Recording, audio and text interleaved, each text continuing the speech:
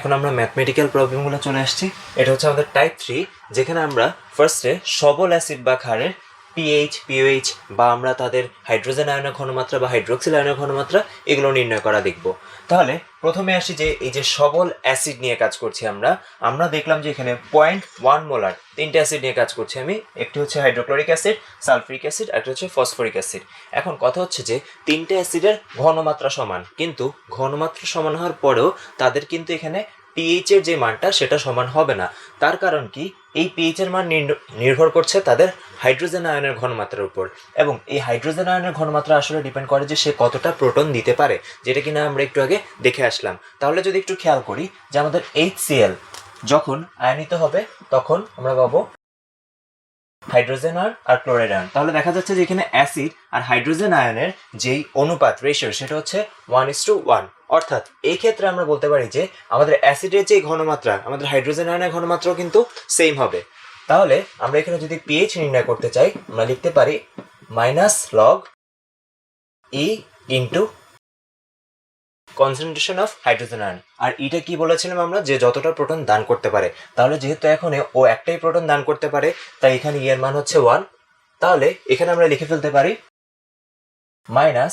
-log 0.1, এবং এখানে হিসাব নিকাশ করলে আমরা পেয়ে যাব, যেহেতু 0.1 মানে হচ্ছে 10⁻1, তাহলে মাইনাসে মাইনাসে প্লাস হয়ে যাবে এবং আমরা এটা পেয়ে যাব 1। তাহলে আমরা দেখতে পাচ্ছি এই যে 0.1 মোলার HCl তার জন্য যে পিএইচটা সেটা হবে 1। এবার যদি আমরা দেখি H2SO4 অর্থাৎ সালফিউরিক অ্যাসিডের ক্ষেত্রে, আমরা জানি যে সালফিউরিক অ্যাসিড আয়নিত হয় তখন আমরা দুইটা হাইড্রোজেন আয়ন পাবো আর সালফেট আয়ন পাবো। তাহলে এখানে যদি রেশিওটা খেয়াল করি সেটা হচ্ছে 1:2।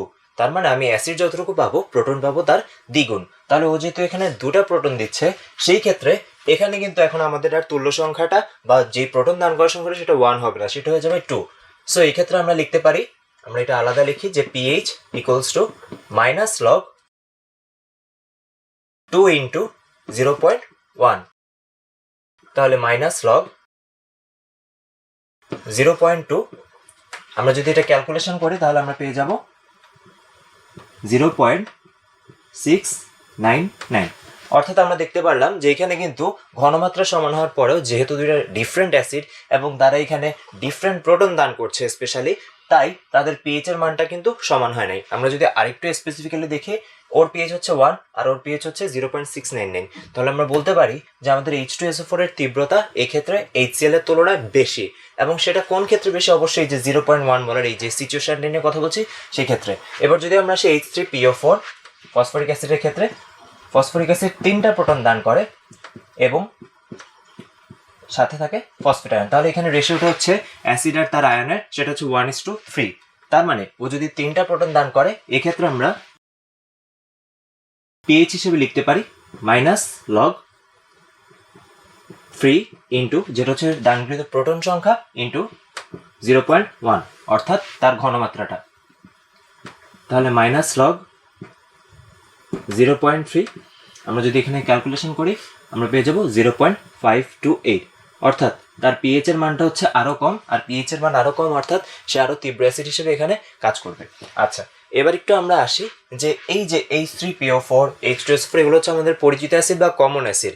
এই জন্য এদের ক্ষেত্রে আমরা সরাসরি এভাবে লিখে দিতে পারি যে হ্যাঁ ওর তুল্য সংখ্যা 1, 2, 3 এভাবে বলতে পারি। কিন্তু আমরা যদি আরো কিছু এক্সাম্পল নিয়ে দেখি, যেমন হচ্ছে আমাদের H3PO3 বা H3PO2, আমরা একটা ব্যাপারে একটু খেয়াল রাখবো যে অ্যাসিডে হাইড্রোজেন থাকা আর প্রোটন দান করতে পারা দুইটা কিন্তু সেম কথা না। এখানে দেখা যাচ্ছে যে ফসফরাসের 3টা অ্যাসিডের ক্ষেত্রেই আমরা এখানে দেখতে পাচ্ছি যে হাইড্রোজেন আছে 3টি, কিন্তু কথা হচ্ছে যে 3টাই কি সে প্রোটন হিসেবে দান করতে পারবে নাকি। যদি না পারে তখন কিন্তু আমরা সেটা পিএইচ গণনার ক্ষেত্রে ক্যালকুলেট করতে পারবো না। যেমন আমরা জানি যে ফসফরিক অ্যাসিডের ক্ষেত্রে 3টাই সে প্রোটন হিসেবে দান করতে পারে, এই জন্য এখানে আমরা তুল্য সংখ্যা 3 ব্যবহার করেছি আমাদের পিএইচ গণনার সময়। কিন্তু যদি এসব ক্ষেত্রে সে তা না পারে, আমরা কিন্তু এখানে 3 হিসাব করতে পারবো না। তাহলে একটু এই ব্যাপারটা আমরা এখানে দেখি। আমরা এখানে 3টা অ্যাসিডের গাঠনিক সংকেত লিখেছি। এই গাঠনিক সংকেত থেকে কিন্তু আমরা বুঝতে পারবো আসলে কে কতটা প্রোটন দান করতে পারে। একটু যদি খেয়াল করি, এখানে আছে আমাদের ফসফরাস এবং ফসফরিক অ্যাসিডের অর্থাৎ H3PO4 প্রথমটা, তার গাঠনিক সংকেত এখানে কি হচ্ছে যে এই যে 3টা হাইড্রোজেন আছে তিনটেই কিন্তু এখানে কেন্দ্রীয় পরমাণু ফসফরাসের সাথে যুক্ত না, যুক্ত হচ্ছে আমাদের একটা অক্সিজেনের মাধ্যমে। আমরা যদি একটু খেয়াল করি এখানে প্রত্যেকের তড়িৎ ঋণাত্মকতা, আমাদের অক্সিজেন হচ্ছে 3.5, তারপর হাইড্রোজেন হচ্ছে 2.2 আর ফসফরাস হচ্ছে 2.1। এবং এই যে অক্সিজেন আর হাইড্রোজেনের মধ্যে তড়িৎ ঋণাত্মকতার পার্থক্য সেটি আসছে আমাদের এখানে 1.3। এই যথেষ্ট পরিমাণ তড়িৎ ঋণাত্মকতার পার্থক্যের কারণেই যেটা হয় যে অক্সিজেন হাইড্রোজেনের থেকে তার ইলেকট্রন টান দেয়, এই যে তিনটা অক্সিজেনই টান দিচ্ছে এভাবে, এবং এই তিনটা বন্ধন ভেঙে যাচ্ছে আলটিমেটলি, এবং আমরা এখানে প্রোটন পেয়ে যাচ্ছি। তাহলে এই ক্ষেত্রে আমরা তিনটা প্রোটন পাচ্ছি। আমরা যদি পরের এক্সাম্পলটা খেয়াল করি, অর্থাৎ H3PO3 এই অ্যাসিডের জন্য যদি খেয়াল করি, তাহলে একটু লক্ষ্য করি যে 1 2 3 তিনটা হাইড্রোজেন আর 1 2 3 তিনটা অক্সিজেন, তার মানে আমাদের এখানে গাঠনিক সংকেতটা ঠিক আছে। তাহলে একটু দেখি যে এইখানে কিন্তু অক্সিজেনের সাথে সরাসরি যুক্ত দুইটা হাইড্রোজেন, তার মানে এই দুইটা হাইড্রোজেন সে প্রোটন হিসেবে দান করতে পারবে, এবং এই যে হাইড্রোজেনটা সেটা কিন্তু প্রোটন হিসেবে দান করতে পারবে না। কেন পারবে না? তার কারণ এখানে সে সরাসরি ফসফরাসের সাথে যুক্ত, অক্সিজেনের সাথে যুক্ত না। তাহলে এখানে যেটা হচ্ছে যে 2.1 আর 2.2 আর 2.1, এখানে আমার পার্থক্যটা যথেষ্ট না হওয়ার কারণে সে এটাকে প্রোটন হিসেবে ছাড়তে পারবে না। অর্থাৎ একটু যদি আমরা খেয়াল করি, যেমন আমরা যদি বলতে পারি যে H3PO3 এর জন্য পিএইচটা কত হবে, তখন কিন্তু আমরা আসলে এই যে পিএইচ ক্যালকুলেট করার সময় এখানে 3 ব্যবহার না করে আমরা কিন্তু 2 ব্যবহার করব। আর এখানে ঘনমাত্রা যত দেওয়া থাকবে সেটাই, অর্থাৎ আমরা ঘনমাত্রা এখানে যেহেতু 0.1 মোলার নিয়ে কাজ করছি আমাদের হিসাবের সুবিধার জন্য, তাই এটা কিন্তু সেমই থাকছে। অর্থাৎ আমরা বলতে পারি যে এই পিএইচটা কিন্তু আমাদের H3PO3 এর জন্য অ্যাপ্লিকেবল হবে এই ক্ষেত্রে। এবার আসি আমাদের H3PO2 এর ক্ষেত্রে, অর্থাৎ আরেকটা অক্সিজেন কমে গেল। একটু যদি এখন লজিক্যালি চিন্তা করি, আরেকটা অক্সিজেন কমে যাওয়া মানে আরেকটা হাইড্রোজেন কিন্তু এখন সরাসরি অক্সিজেনের মাধ্যমে যুক্ত হতে পারবে না। তাহলে এই ক্ষেত্রে যদি গাঠনিক সংকেত দেখি, সেটি হচ্ছে এখানে শুধুমাত্র একটা অক্সিজেনের সাথে হাইড্রোজেন যুক্ত সরাসরি, এবং সেটাই সে প্রোটন হিসেবে ছাড়তে পারবে। আর এছাড়া দেখা যাচ্ছে যে বাকি যে দুটা হাইড্রোজেন তারা কিন্তু এখন ফসফরাসের সাথে সরাসরি যুক্ত, তার মানে এটা এনাফ তড়িৎ ঋণাত্মকতার পার্থক্য না থাকার কারণে সে প্রোটন হিসেবে ছাড়তে পারবে না। অর্থাৎ এই ক্ষেত্রে আমরা বলতে পারি যে তার যে তুল্য সংখ্যা বা প্রোটন দান করার ক্ষমতা সেটা হচ্ছে 1। সো এই ক্ষেত্রে আমরা অবশ্যই এটা ব্যবহার করতে পারি যে 1 ইন্টু হাইড্রোজেন আয়নের ঘনমাত্রা 0.1, অর্থাৎ এই ক্ষেত্রে পিএইচ হবে 1।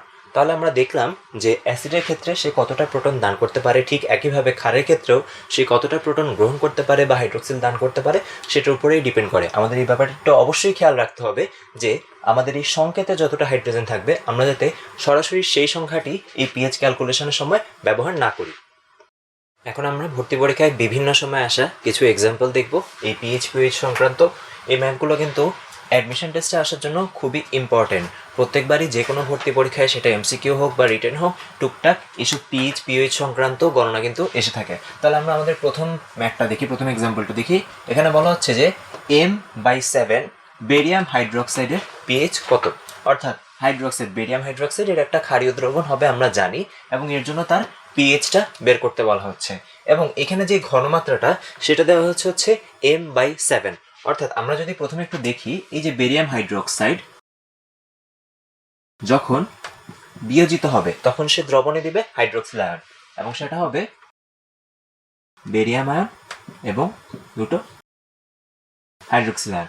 অর্থাৎ দেখা যাচ্ছে যে আমি বেরিয়াম হাইড্রোক্সাইড থেকে হাইড্রোক্সিল আয়ন পাচ্ছি দুইটা, এবং এখানে ঘনমাত্রা হচ্ছে M/7।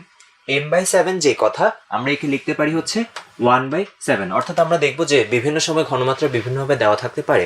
এটা যদি দেওয়া থাকতো M/10, তখন আমরা ঘনমাত্রা লিখতাম হচ্ছে সিম্পলি 1/10, অর্থাৎ 10/1 এখানে যেহেতু M/7 আছে তাই ঘনমাত্রাটা এখানে মোলারিটিতেই হিসাব করা হচ্ছে, যেহেতু M আছে তাই আমরা একে লিখছি 7/1।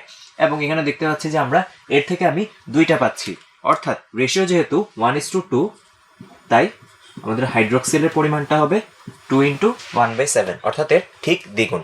এখন যদি আমরা এই দ্রবণে সরাসরি কিন্তু পিএইচ বের করতে পারবো না, কারণ আমাদের কাছে আছে হাইড্রোক্সিল আয়নের ঘনমাত্রা, তাই আমাদের আগে পিওএইচটাই বের করে নিতে হবে। এবং পিওএইচটা হচ্ছে -log হাইড্রোক্সিল আয়নের ঘনমাত্রা, দ্যাট ইজ -log, এই যে এখান থেকে যদি আমরা ঘনমাত্রাটা নিই সেটা হচ্ছে 2/7। আমরা যদি এখানে ক্যালকুলেশন করি তাহলে পেয়ে যাব 0.544। অর্থাৎ এই যে আমাদের বেরিয়াম হাইড্রোক্সাইড দ্রবণটা দেওয়া ছিল সেটার পিওএইচ হচ্ছে 0.544, এটা কিন্তু পিএইচ না। এখন আমরা ইজিলি পিএইচটা বের করে ফেলতে পারি। আমরা জানি যে এই দুজনের যোগফল হচ্ছে 14, অর্থাৎ 14 থেকে আমরা যদি এখন পিএইচটা বাদ দিই, একটা কথা বলে রাখা ভালো এই ক্ষেত্রে, যেহেতু তাপমাত্রা নিয়ে আলাদা কিছু বলা নেই, তাই আমরা স্ট্যান্ডার্ড কন্ডিশনে ধরে নিয়েছি যে 25°C, এবং আমরা জানি যে 25°C জন্য তাদের যে যোগফলটা সেটা আসে হচ্ছে 14। তাহলে এখানে যদি আমরা ক্যালকুলেশন করি আমরা পেয়ে যাব 13.456, অর্থাৎ এটাই হচ্ছে যে এই যে দ্রবণটা তার জন্য পিএইচ এর মান। এবার আসি আমরা আমাদের পরবর্তী এক্সাম্পলে। এই ক্ষেত্রে এখানে বলা হচ্ছে যে 25°C HCl এর জলীয় দ্রবণের পিএইচ 2.6990 হলে ঘনমাত্রা মোলারিটিতে কত।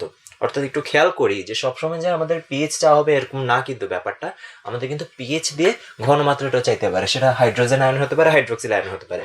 তাহলে একটু খেয়াল করি, এই ক্ষেত্রে ঘনমাত্রাটা মোলারিটিতে চাওয়া হয়েছে, অর্থাৎ আমরা যে ঘনমাত্রা নিয়ে কাজ করে আসছি পিএইচে কিন্তু আমরা ঘনমাত্রা এককটা হচ্ছে মোলারিটিতে বসে, এটা অবশ্যই খেয়াল রাখতে হবে। এখানে আমাদের ঘনমাত্রাটা অন্য কিছুতেও চাইতে পারতো, তখন আমরা মোলারিটিতে বের করে ঘনমাত্রা যেভাবে আমরা ট্রান্সফর্ম করি সেভাবে আমরা চেঞ্জ করে নিতে পারবো। আচ্ছা, তাহলে এখন দেখি, আমরা জানি যে HCl যেহেতু, তাই এখানে রেশিও হবে 1:1, তাই সেটা নিয়ে কোনো সমস্যা নেই। অর্থাৎ যেটা কিনা আমাদের হাইড্রোজেন আয়নের ঘনমাত্রা হবে সেটাই হবে আমাদের এখানে HCl এর ঘনমাত্রা। এখন আমরা যদি লিখি যে pH equals to minus log hydrogen আয়নের ঘনমাত্রা, অর্থাৎ এখান থেকে প্রথমে আমাদের হাইড্রোজেন আয়নের ঘনমাত্রাটা বের করতে হবে। প্রশ্নে দেওয়া আছে আমাদের পিএইচ এর মানটা।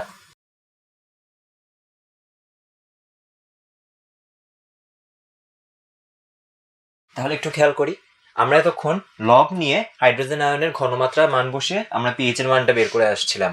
এখন যেহেতু আমাদের পিএইচ এর মানটাই দেওয়া আছে এবং এই পাশে লগ আছে এই পাশে লগ নাই, তাহলে যদি আমরা উভয় পাশে অ্যান্টিলগ নেই, অর্থাৎ এই পাশে যদি অ্যান্টিলগ নেই আর এই পাশে যদি অ্যান্টিলগ নেই, তখন অ্যান্টিলগ আর লগ কাটাকাটি চলে যাবে, আমরা কিন্তু পেয়ে যাবো হচ্ছে হাইড্রোজেন আয়নের ঘনমাত্রা।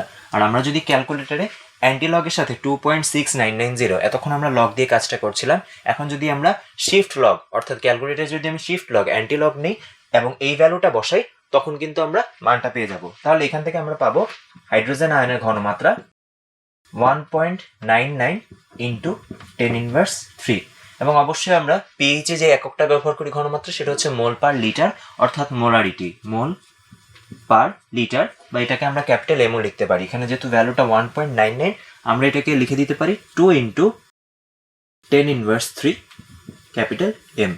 অর্থাৎ এখান থেকে যদি আমার ঘনমাত্রা অন্য কিছুতে পরিবর্তন করতে বলা হয়, যেমন পিপিএম, আমরা কিন্তু সেটা ইজিলি কনভার্ট করে নিতে পারবো। অর্থাৎ এই ব্যাপারটা আমাদের অবশ্যই খেয়াল রাখতে হবে যে এই যে ঘনমাত্রাটা সেটা প্রশ্নে কোন এককে চাওয়া হয়েছে। আচ্ছা, এবার আমরা আরেকটা এক্সাম্পলে, যেখানে বলা হচ্ছে যে 3 লিটার দ্রবণে 1.35 গ্রাম HCl দ্রবীভূত আছে, এর পিএইচ কত। এটা দেখতে পাচ্ছি যে আমরা কুয়েটে এসেছিল 10-11 সালে, আগের এক্সাম্পলটা এসেছিল বুয়েটে 3-4 সালে। তাহলে একটু খেয়াল করি যে এখানে আমাদের কিন্তু সরাসরি ঘনমাত্রাটা দেওয়া নেই, কিন্তু কি দেওয়া আছে এখানে, এই যে 3 লিটার অর্থাৎ ভি একটা আয়তন দেওয়া আছে, আর HCl এর জন্য তার ডাব্লিউ পরিমাণটা দেওয়া আছে। এখন সেখান থেকে যদি পিএইচ বের করতে হয় অবশ্যই আমাদের ঘনমাত্রা লাগবে। তাহলে এখানে আমাদের একটু করে পরিমাণগত রসায়ন চ্যাপ্টারের কনসেপ্ট ইউজ করতে হবে, যেটা কিনা আমাদের এর মোলারিটিটা অর্থাৎ এস প্রথমে বের করে নিতে হবে। তাহলে আমরা যদি এখানে HCl এর এস বের করতে চাই, আমরা জানি সূত্র হচ্ছে W/mv। ভি হচ্ছে আয়তনটা এবং অবশ্যই লিটারে, এই জিনিসটা আমাদের সবসময় খেয়াল রাখতে হবে, আয়তনটা লিটারে থাকে যখন আমরা মোলারিটি কাউন্ট করি। তার কারণ কি, এই যে আমাদের এককটা হচ্ছে মোল পার লিটার। তাহলে দেখি যে এখানে প্রথমে মোলারিটিটা বের করব এবং প্রশ্নে আমাদের দেওয়া আছে 1.35, যেটা কিনা হচ্ছে ডাব্লিউটা হচ্ছে প্রদত্ত ভর আর এম হচ্ছে ওর আণবিক ভর বা মোলার ভর, যাই বলি না কেন, এবং HCl এর জন্য সেটা হচ্ছে কত 36.5, আর এখানে আয়তন হচ্ছে 3 লিটার। সো আমরা যদি এখানে হিসাব করি আমরা পেয়ে যাব হচ্ছে তার মোলারিটি, এবং সেটি হচ্ছে 0.0123, এবং মোলারিটি যেহেতু বলছি অবশ্যই এককটা হবে মোল পার লিটার। তার মানে এখন এই মানটা দিয়ে কিন্তু আমরা পিএইচটা বের করে ফেলতে পারবো। তাহলে আমাদের আবারও সেই আগের সূত্র, যে pH equals to minus log concentration of hydrogen ion, এবং যেহেতু HCl তাই রেশিওটা 1:1ই আছে, তাই এখানে আমাদের আর কোনো কিছু দিয়ে গুণ করা লাগবে না, মাইনাস লগ 0.0123। ক্যালকুলেট করলে আমরা এখানে পেয়ে যাব 1.91, অর্থাৎ এই যে 1.91 এটা কিন্তু হচ্ছে আমাদের এই দ্রবণটার জন্য পিএইচ। তাহলে আমরা দেখলাম যে কিভাবে সরাসরি ঘনমাত্রা দেওয়া না থাকলেও আমরা কিন্তু পিএইচটা বের করে ফেলতে পারি। আচ্ছা, এবার আসি হচ্ছে আমরা 0.01 মোল পার লিটার ঘনমাত্রা বিশিষ্ট হাইড্রোনিয়াম আয়ন দ্রবণের পিএইচ কত।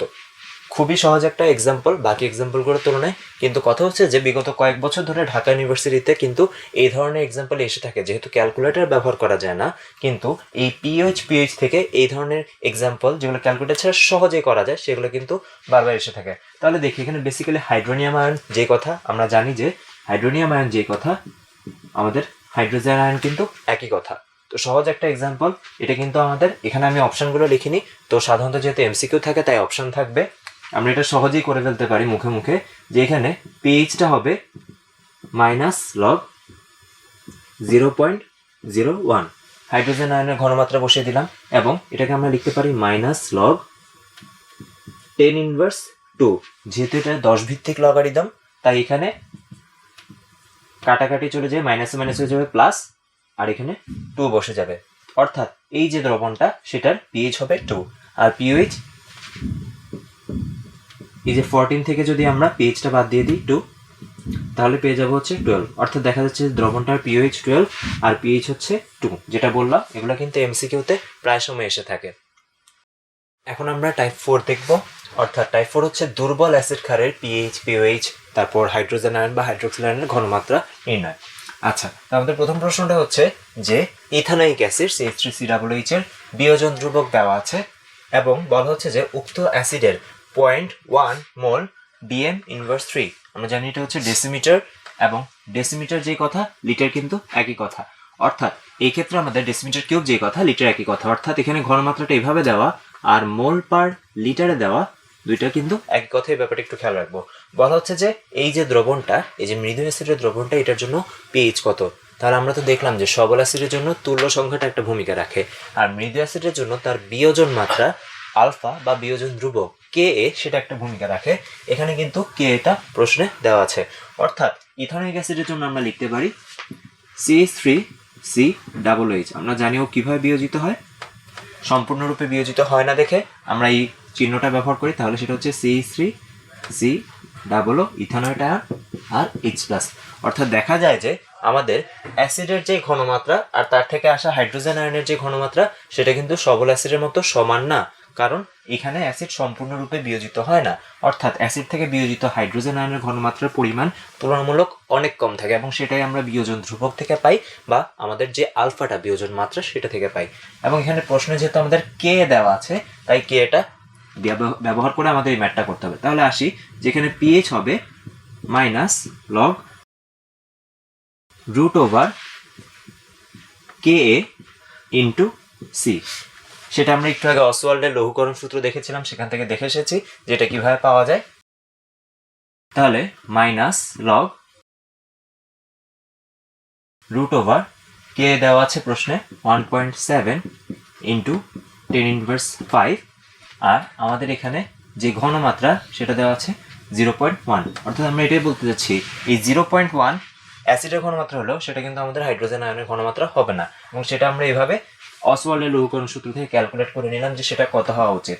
তাহলে এখানে যদি আমরা হিসাব নিকাশ করি আমরা ভ্যালুটা পেয়ে যাব 2.88, অর্থাৎ এটাই হচ্ছে আমাদের যে ইথানোয়িক অ্যাসিড তার জন্য এই পিএইচটা।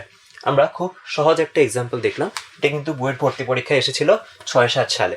এখন আমরা একটু ডিফারেন্ট একটা এক্সাম্পল দেখি, যেটা অবশ্যই আমরা পাশাপাশি করলে বুঝবো যে তাদের মধ্যে মিল কোথায় বা ডিফারেন্সটা কোথায়। আসি, এটা বইয়ের ভর্তি পরীক্ষায় 2বার এসেছে, 10-11 সালে আর 16-17 সালে।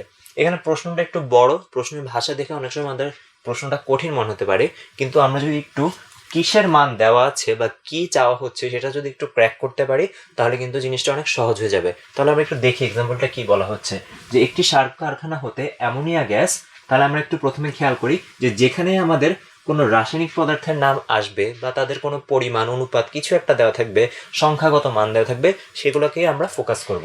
তাহলে অ্যামোনিয়া গ্যাস নিঃসৃত হয়ে পাশে মৎস্য চাষের একটি পুকুরের স্বচ্ছ পানিতে, অর্থাৎ অ্যামোনিয়া কোথায় দ্রবীভূত হয়েছে, পানিতে দ্রবীভূত হয়েছে। তাহলে আমরা যদি এতটুকু অংশ সিম্পলিফাইড করে চিন্তা করি যে অ্যামোনিয়া গ্যাস ছিল সেটা যে পানিতে দ্রবীভূত হয়েছে, তাহলে আমরা জানি এখান থেকে পাওয়া যাবে হচ্ছে অ্যামোনিয়াম হাইড্রোক্সাইড। আর অ্যামোনিয়াম হাইড্রোক্সাইড একটা মৃদু ক্ষার। অর্থাৎ আমরা বুঝতে পারছি যে এখানে মৃদু ক্ষার সংক্রান্ত কিছু একটা হবে, তার কারণ এই যে আমাদের অ্যামোনিয়াম হাইড্রোক্সাইড ও কিন্তু সম্পূর্ণরূপে বিয়োজিত হয় না, ইথানোয়িক অ্যাসিডের মতোই ও আংশিক রূপে বিয়োজিত হয়। অর্থাৎ অ্যাসিড আর অ্যাসিড থেকে প্রাপ্ত হাইড্রোক্সিলের পরিমাণ কিন্তু এই ক্ষেত্রে ক্ষার এবং ক্ষার থেকে প্রাপ্ত হাইড্রোক্সিলের পরিমাণ কিন্তু এই ক্ষেত্রে সমান হবে না। আচ্ছা, এবার আমরা পরবর্তী পার্টে যাই। যদি দ্রবীভূত অ্যামোনিয়ার ঘনমাত্রা, অর্থাৎ দ্রবীভূত অ্যামোনিয়া বলতে এখানে এই অ্যামোনিয়াম হাইড্রোক্সাইডকে বলা হচ্ছে 0.01 মোলার। অর্থাৎ এখানে আমরা আরেকটা কাজের জিনিস পেয়ে গেলাম, সেটা হচ্ছে এই যে ওর ঘনমাত্রা সেটা দেওয়া আছে 0.01 মোলার। যদি হয় তাহলে বলা হচ্ছে এবং বিয়োজন ধ্রুবক 1.8 ইন্টু 10⁻⁵। যেহেতু এটা একটা ক্ষার, তাই এখানে ক্ষারের বিয়োজন ধ্রুবক অর্থাৎ কেবি দেওয়া আছে। তার মানে এখান থেকে আমরা পাচ্ছি যে এখানে একটা আমাদের সি দেওয়া আর এটা একটা কেবি দেওয়া। তাহলে পুকুরের পানির পিএইচটা কত হবে? অর্থাৎ আমরা বুঝতেই পারছি যে এখানে আমাদের মৃদু ক্ষারের জন্য পিএইচ নির্ণয় করতে হবে। তাহলে আমরা শুরুতে পিওএইচটা বের করে ফেলবো এবং সেখান থেকে কিন্তু আবার ওই যে 14 থেকে মাইনাস দিয়ে আমরা কিন্তু পিএইচটা পেয়ে যাব। তাহলে খেয়াল করি এখানে আমাদের যেহেতু এদের অনুপাত হচ্ছে 1:1, তার মানে আমাদের এখানে ক্ষারের যে ঘনমাত্রা 0.01, আমাদের ক্ষার থেকে প্রাপ্ত হাইড্রোক্সিলের ঘনমাত্রাও কিন্তু 0.01। এবং এই ক্ষেত্রে আমরা যদি যেটা বলছিলাম যে মিলটা কোথায়, একটু খেয়াল করি পিএইচ আর পিওএইচ পার্থক্য শুধু এখানেই, বাকিটা মিল কিন্তু সূত্রের মিল।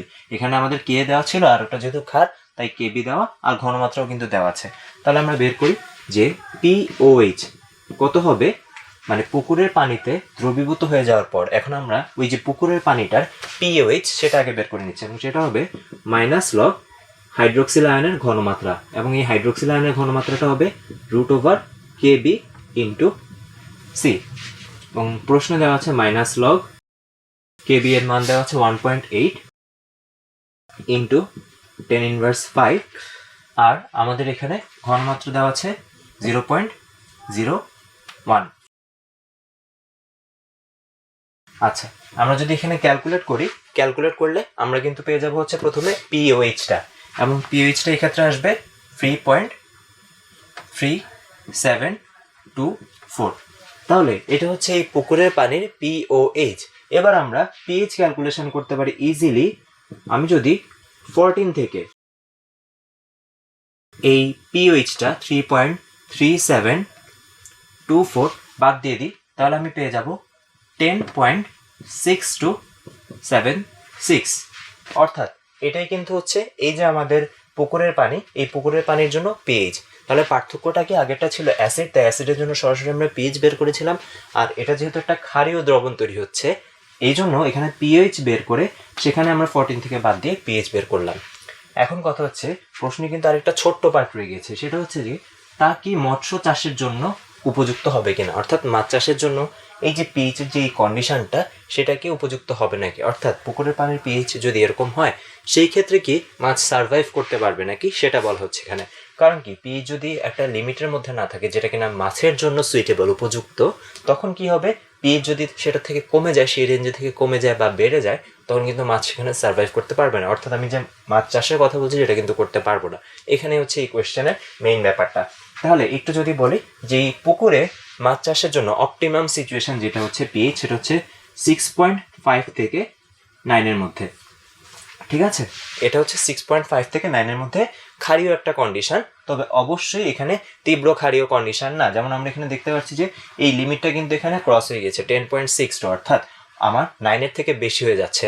আমরা যদি একটু খেয়াল করি যে এই ডাটাটা আমরা কবির স্যারের বই খুঁজলেই পেয়ে যাব, এই ধরনের বিভিন্ন ডাটা দেওয়া আছে এবং এসব খুঁটিনাটি ব্যাপার থেকে কিন্তু প্রশ্ন এসে থাকে। তাহলে যেটা বলছিলাম যে খুবই সিম্পল একটা কনসেপ্ট আমাদের দুর্বল অ্যাসিড ক্ষারের পিএইচ বা পিওএইচ বের করার, কিন্তু সেখান থেকে আমাদের একটা ক্রিটিক্যাল কোশ্চেন চলে আসলো যে এটাই কি আমাদের মাছ চাষের জন্য উপযুক্ত হবে কিনা। তাহলে আমাদের আনসারটা কি হবে যে এই ক্ষেত্রে না, উপযুক্ত হবে না। তার কারণ হচ্ছে তার যে লিমিট বা রেঞ্জ সেটাকে ক্রস করে যাচ্ছে এই পুকুরের পানির পিএইচটা। এখন আমরা আরেকটা এক্সাম্পল দেখবো এই টাইপ থেকে। এই এক্সাম্পলটা একটু ডিফারেন্ট আগের থেকে, তার কারণ হচ্ছে একটু যদি খেয়াল করি আমরা যখন এই যে পিএইচ দুর্বল অ্যাসিড ক্ষারের জন্য কনসেপ্টটা পড়েছিলাম তখন কিন্তু আমরা বলেছিলাম যে তাদের জন্য যদি একাধিক প্রোটন দান করে বা একাধিক হাইড্রোক্সিল দান করে সেই ক্ষেত্রে কি হবে সেটা আমরা এক্সাম্পলে দেখবো, এবং এখন আমরা সেটাই দেখবো। এখানে বলা হচ্ছে যে 0.75 মোলার H3PO4 অর্থাৎ ফসফরিক অ্যাসিডের জলীয় দ্রবণের পিএইচ কত? পিকে দেওয়া আছে 2.2।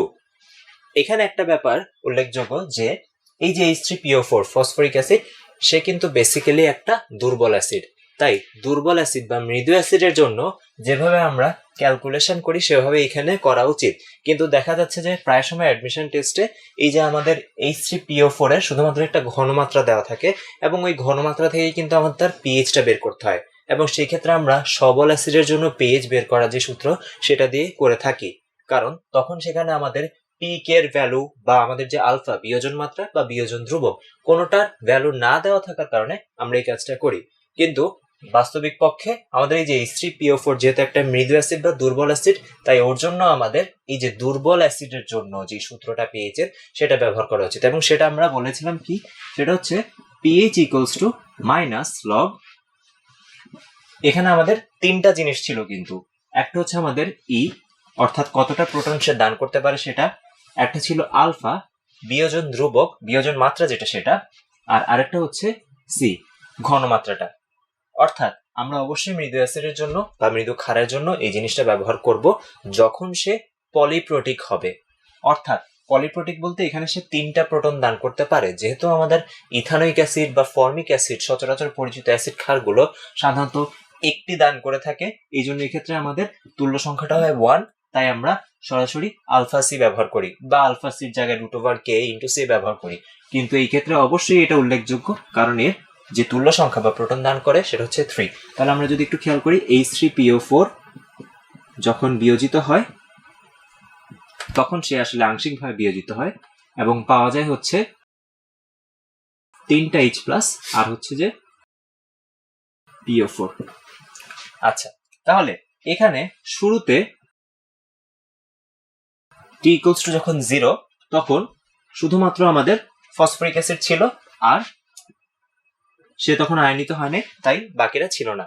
আচ্ছা, এরপর যখন টি সাম্যাবস্থায় ইকুইলিব্রিয়ামে যায় তখন কি হচ্ছে, এখানে আমাদের সি মাইনাস সি আলফা, অর্থাৎ আলফা এখানে কি আমাদের বিয়োজন মাত্রাটা বিয়োজিত হতে থাকে এবং বিয়োজিত হয়ে এখানে কি হবে 3 আলফা সি, অর্থাৎ ও যতটুকু বিয়োজিত হয়, এখানে যেহেতু তাদের স্টয়কিওমেট্রিক রিলেশনটা হচ্ছে 1:3, তাই ও যতটুকু বিয়োজিত হবে ও তৈরি হবে তার 3 গুণ, এবং ওদের রিলেশন হচ্ছে 1:1, তাই ও তৈরি হবে 1:1, অর্থাৎ ও যতটুকু বিয়োজিত হবে ও ততটুকু তৈরি হবে। তাহলে এটাকে আমরা লিখতে পারি সি ইন্টু 1 মাইনাস আলফা।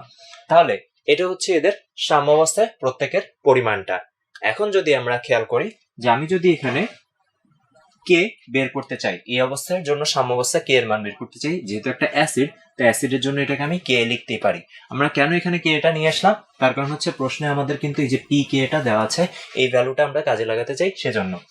আচ্ছা, তাহলে এবার আসি যে আমরা যদি একটু খেয়াল করি যে সাম্যাবস্থায় উৎপাদ আর বিক্রিয়ক, অর্থাৎ উৎপাদ আছে হাইড্রোজেন আয়ন কিউব হবে, তার কারণ তার সামনে একটা 3 আছে, আর বিক্রিয়ক আছে আর আরেকটা উৎপাদ আছে ফসফেট আয়ন, এখানে কিন্তু 3টা ব্র্যাকেটের ভিতরে, আর বিক্রিয়ক হিসেবে আছে H3PO4। তাহলে আমরা যদি এখন একটু এদের ঘনমাত্রাগুলো বসাই, সেটা হচ্ছে সাম্যাবস্থায় 3 alpha C cube into alpha C, আর এখানে আমাদের বিক্রিয়ক হচ্ছে সি ইন্টু 1 মাইনাস আলফা। তাহলে আমরা যদি এখানে ক্যালকুলেশন করি আমরা পেয়ে যাব 27 alpha 4 C cube divide by 1 minus alpha. তাহলে এটা হচ্ছে আমাদের সাম্যাবস্থায় কে এর মানটা। এখন একটা ব্যাপার খেয়াল করি, এই যে 1 মাইনাস আলফা, এখানে আলফা কিন্তু হচ্ছে একটা মৃদু অ্যাসিডের বিয়োজন মাত্রা। একটা মৃদু অ্যাসিডের বিয়োজন মাত্রা কিন্তু অনেক ছোট হয়, এবং সেটা যেহেতু আলফা যেহেতু very very very less than 1, তাই আমরা এখানে বলতে পারি যে 1 মাইনাস আলফা লেখা আর এখানে শুধু 1 লেখা একই কথা, তার কারণ আমাদের বিয়োগফলটা খুবই নগণ্য আসবে।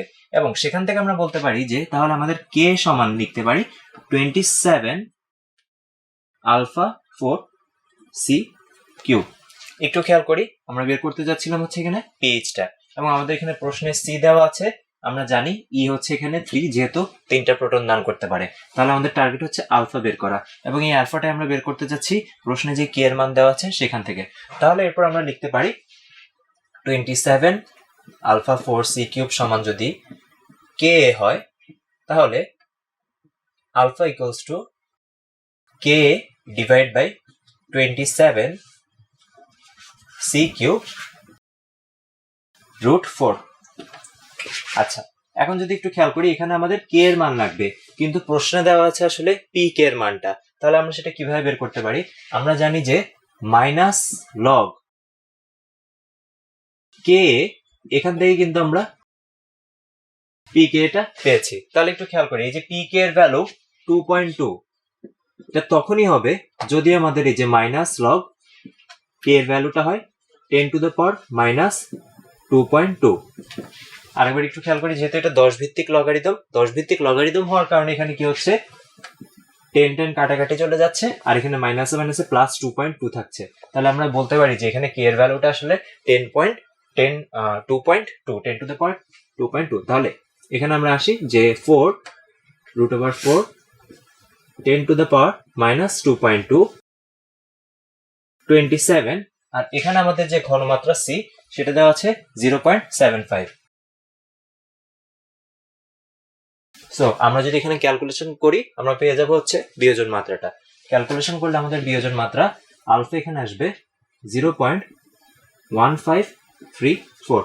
তাহলে আমরা পেয়ে গেলাম আমাদের বিয়োজন মাত্রা। এখন আমাদের লাস্ট কাজ হচ্ছে এই যে আমাদের যে সূত্রটা পেয়েছে সূত্র, সেখানে মান বসিয়ে দেওয়া।